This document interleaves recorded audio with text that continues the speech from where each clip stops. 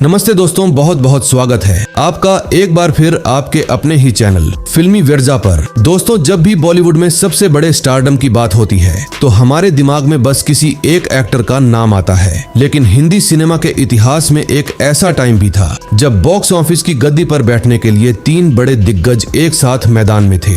हम बात कर रहे हैं साल 1969 से लेकर 1973 तक के उस जबरदस्त दौर की, जहां हर शुक्रवार को डिस्ट्रीब्यूटर्स की किस्मत पूरी तरह पलट रही थी। एक तरफ थे लड़कियों के दिलों पर राज करने वाले और इंडस्ट्री के पहले ऑफिशियल सुपरस्टार यानी राजेश खन्ना साहब, दूसरी तरफ थे अपनी भारी आवाज और जबरदस्त गुस्से के साथ पूरे बॉलीवुड का सिस्टम हिलाने वाले angry young man Amitabh Bachchan. और इन दोनों के सामने अकेले दम पर दीवार बनकर खड़े थे हिंदी सिनेमा के इकलौते ही मैन, जिनके नाम पर ही थिएटरों में एडवांस बुकिंग फुल हो जाती थी, यानी हमारे धर्मेंद्र पाजी। पूरे 5 सालों का यह टाइम पीरियड बॉक्स ऑफिस के लिहाज से सबसे कड़क दौर माना जाता है। तो चलिए आज बिना किसी बकवास के सीधे सटीक आंकड़ों के साथ देखते हैं कि इन 5 सालों के मुकाबले में किसने सबसे ज्यादा फिल्में दी, किसका सक्सेस रेट सबसे हाई था और इस लंबी रेस के बाद आखिर में किसने बाजी मारी। शुरुआत करते हैं पंजाब के शेर और बॉलीवुड के ही मैन धर्मेंद्र पाजी से। भाई, 1969 से 1973 के बीच धर्मेंद्र का बॉक्स ऑफिस पर जो होल्ड था उसे देखकर अच्छे अच्छे स्टार्स के पसीने छूट जाते थे। इस 5 साल के टाइम में धर्मेंद्र ने एक के बाद एक कुल 18 मुख्य फिल्में बॉक्स ऑफिस के मैदान में उतारी थी, जिसमें कुल फिल्में रहीं आया सावन झूम के, प्यार ही प्यार, याकी आदमी और इंसान, सत्यकाम सीता और गीता, राजा जानी समाधि, दो चोर, ललकार, अनोखा मिलन जुगनू, यादों की बारात, लोफर, कहानी किस्मत की, कीमत झील के उस पार, ज्वार भाटा, ब्लैकमेल, जुगनू।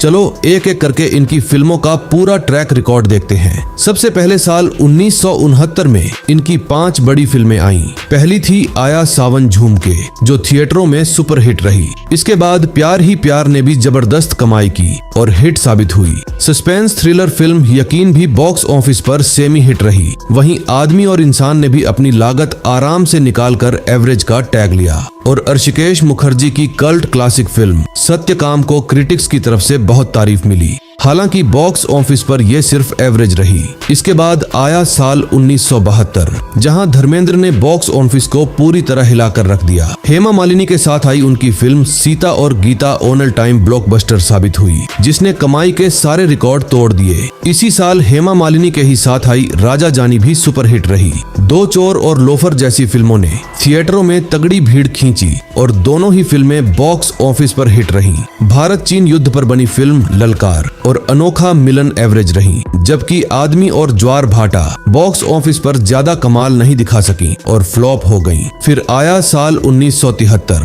जहां धर्मेंद्र का जलवा 7वें आसमान पर था। उनकी फिल्म जुगनू ने बॉक्स ऑफिस पर ऐसी सुनामी लाई कि फिल्म ऑल टाइम ब्लॉकबस्टर बन गई। इसके बाद आई यादों की बारात। इस मल्टी स्टारर फिल्म के गानों और कहानी ने थिएटरों में आग लगा दी और ये फिल्म भी ब्लॉकबस्टर रही। शत्रुघ्न सिन्हा के साथ आई ब्लैकमेल और कहानी किस्मत की, दोनों ही फिल्में बॉक्स ऑफिस पर सुपरहिट रहीं। वहीं कीमत और झील के उस पार ने भी डिस्ट्रीब्यूटर्स की जेबें हरी की और ये दोनों फिल्में भी हिट साबित हुईं। यानी अगर धर्मेंद्र पाजी का पूरा 5 साल का रिपोर्ट कार्ड देखें तो उन्होंने 18 फिल्मों में से 3 ऑल टाइम ब्लॉकबस्टर, 4 सुपरहिट, 5 शानदार हिट और कुल 14 कामयाब फिल्में बॉक्स ऑफिस पर दी। भाई, ये सक्सेस रेट किसी भी एक्टर के लिए एक बहुत बड़ा सपना होता है। अब रुक करते हैं उस दौर की सबसे बड़ी आंधी यानी राजेश खन्ना साहब की तरफ। दोस्तों, 1969 से 1971 के बीच राजेश खन्ना ने जो क्रेज देखा था वैसा क्रेज न तो उनसे पहले किसी ने देखा और न शायद उनके बाद। इन 5 सालों में राजेश खन्ना ने कुल 24 फिल्में बड़े पर्दे पर रिलीज की थी, जिसमें फिल्में थी आराधना, दो रास्ते, बंधन, इत्तेफाक, डोली, सच्चा झूठा, कटी पतंग, आन मिलो सजना, सफर, द ट्रेन, खामोशी, हाथी मेरा साथी, मर्यादा, आनंद, दुश्मन, महबूब की मेहंदी, छोटी बहू, दुश्मन, अमर प्रेम, अपना देश, बावर्ची, जोरू का गुलाम, मलिक, दिल दौलत दुनिया, दाग, नमक हराम, आविष्कार, राजा जानी, आनंद, शुरुआत करते हैं साल 1969 से, जहां से उनका असली सुपरस्टारडम शुरू हुआ। इस साल रिलीज हुई आराधना ऑल टाइम ब्लॉकबस्टर रही, जिसने पूरे देश में काका का जादू चला दिया।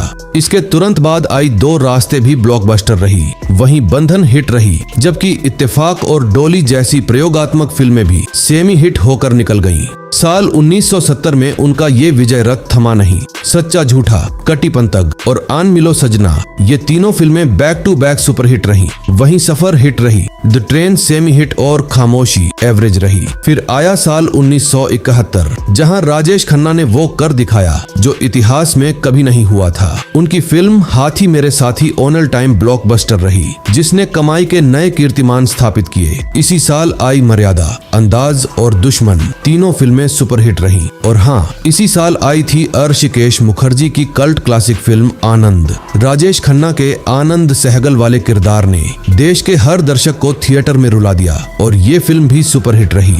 महबूब की मेहंदी सेमी हिट रही और छोटी बहू बिलो एवरेज पर रुकी। लेकिन भाई, साल 1972 और 1973 का दौर राजेश खन्ना के लिए थोड़ा मिला जुला रहा। 1972 में अपना देश हिट रही और अमर प्रेम सेमी हिट रही, मगर यहाँ पर एक बड़ा झटका लगा। जिस फिल्म का गाना ओ मेरे दिल के चैन आज 50 साल बाद भी हर आशिक की जुबान पर रहता है, यानी मेरे जीवन साथी, वो कमजोर कहानी के कारण सुपरहिट म्यूजिक होने के बावजूद बॉक्स ऑफिस पर सिर्फ एवरेज बनकर रह गई थी। इसी साल बावर्ची और शहजादा एवरेज रही, जबकि जोरू का गुलाम, बिल्लो एवरेज और मालिक तथा दिल दौलत दुनिया बुरी तरह फ्लॉप हो गईं। 1973 में उन्होंने फिर वापसी की, जहां दाग सुपरहिट रही, नमक हराम हिट रही, आविष्कार एवरेज रही और राजा रानी बिलो एवरेज पर सिमट गई। यानी अगर काका के इन 5 सालों के करियर का टोटल करे तो 24 फिल्मों में से 3 all time blockbuster, 1 blockbuster, 8 superhit, 3 hit और कुल 19 सफल फिल्में निकल कर आती हैं। शुरुआत के 3 साल तो काका ने बॉक्स ऑफिस पर पूरी तरह राज किया था। अब आते हैं उस स्टार पर जिसने इस पूरे बने बनाए खेल को आगे चलकर बदल दिया, यानी हमारे महानायक अमिताभ बच्चन।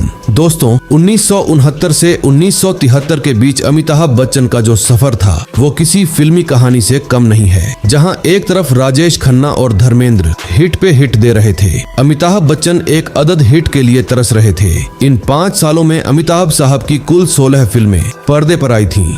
टोटल मूवीज रहीं, 7 हिंदुस्तानी, आनंद प्यार की कहानी, परवाना, रेशम और सीरा, एक नजर बंसी बिरजू, रास्ते का पत्थर, जंजीर, अभिमान, नमक हराम, गहरी चाल, सौदागर। 5 सालों में अमिताभ साहब की कुल 16 फिल्में पर्दे पर आई थीं। शुरुआत हुई साल 1969 में उनकी डेब्यू फिल्म 7 हिंदुस्तानी से, जो बॉक्स ऑफिस पर बुरी तरह फ्लॉप या डिजास्टर रही। हालांकि उन्हें इसके लिए नेशनल अवार्ड मिला। इसके बाद साल 1971 में वो राजेश खन्ना के साथ आनंद में बाबू मोशाय के सपोर्टिंग रोल में दिखे। फिल्म तो सुपरहिट रही, लेकिन क्रेडिट राजेश खन्ना ले गए। इसी साल उनकी प्यार की कहानी एवरेज रही, मगर ग्रे शेड वाली परवाना और रेशमा और शेरा पूरी तरह फ्लॉप हो गई। साल 1972 तो अमिताभ बच्चन के लिए और भी ज्यादा टफ रहा। बतौर लीड हीरो उनकी पहली ध्यान खींचने वाली फिल्म आई बॉम्बे टू गोवा, जो सेमी हिट या एवरेज रही, लेकिन इसके अलावा उनकी बाकी सारी फिल्में जैसे संजोग, एक नजर, बंसी बिरजू और रास्ते का पत्थर लाइन से बॉक्स ऑफिस पर औंधे मुंह गिरी और फ्लॉप का ठप्पा ले गई। इंडस्ट्री ने उन्हें फ्लॉप हीरो मान लिया था। लेकिन भाई, इसके बाद आया साल 1973 और इसी साल बॉलीवुड का पूरा इतिहास और भूगोल बदल गया।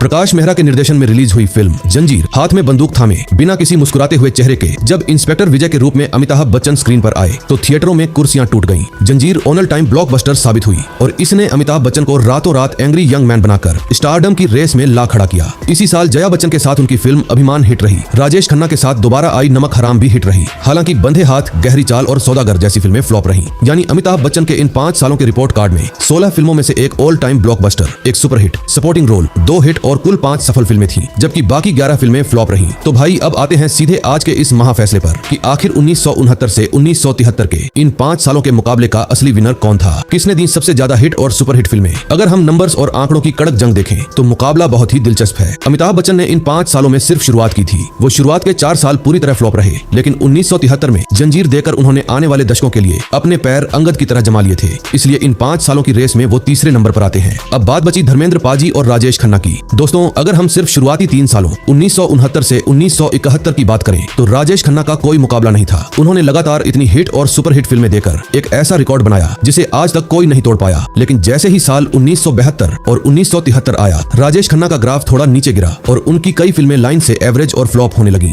वहीं दूसरी तरफ हमारे ही मैन धर्मेंद्र पाजी का ग्राफ इन पूरे 5 सालों में कभी नीचे नहीं आया। वो साल 1969 में भी हिट दे रहे थे, 1972 में सीता और गीता जैसी ब्लॉकबस्टर दे रहे थे और 1973 में तो उन्होंने जुगनू और यादों की बारात जैसी फिल्मों से बॉक्स ऑफिस को पूरी तरह लूट लिया था। धर्मेंद्र का सक्सेस रेट इन 5 सालों में सबसे ज्यादा कंसिस्टेंट और मजबूत था। लेकिन भाई, अगर हम सबसे ज्यादा कुल कामयाब फिल्मों, 19 सफल फिल्में और सबसे ज्यादा व्यक्तिगत सुपरहिट फिल्मों के नंबर्स की बात करें तो इन पूरे 5 सालों के ओवरऑल आंकड़े में राजेश खन्ना का पलड़ा थोड़ा सा भारी नजर आता है, क्योंकि उनके नाम इस दौरान 8 व्यक्तिगत सुपरहिट और 4 बड़ी ब्लॉकबस्टर फिल्में दर्ज थीं, जिसने इंडस्ट्री को हिलाकर रख दिया था। यानी शुरुआत के 3 सालों का भयंकर क्रेज काका को इस 5 साल की लंबी जंग में थोड़ा आगे ले जाता है। बाकी यार, आप लोग क्या सोचते हो? आपके हिसाब से इन 5 सालों के दौर का असली सुल्तान कौन था? लगातार टिके रहने वाले धर्मेंद्र पाजी, शुरुआती 3 साल में तबाही मचाने वाले राजेश खन्ना, या फिर जंजीर से सबका होश उड़ाने वाले अमिताभ बच्चन? मुझे अपनी राय नीचे कमेंट करके जरूर बताना। वीडियो सही लगी हो तो प्लीज एक लाइक कर देना, दोस्तों के साथ शेयर करना और आपके अपने चैनल फिल्मी विरजा को सब्सक्राइब करके बेल आइकन दबाना मत भूलना। मिलते हैं अगले वीडियो में एक और कड़क फिल्मी जंग के साथ। तब तक के लिए बाय बाय, टेक केयर।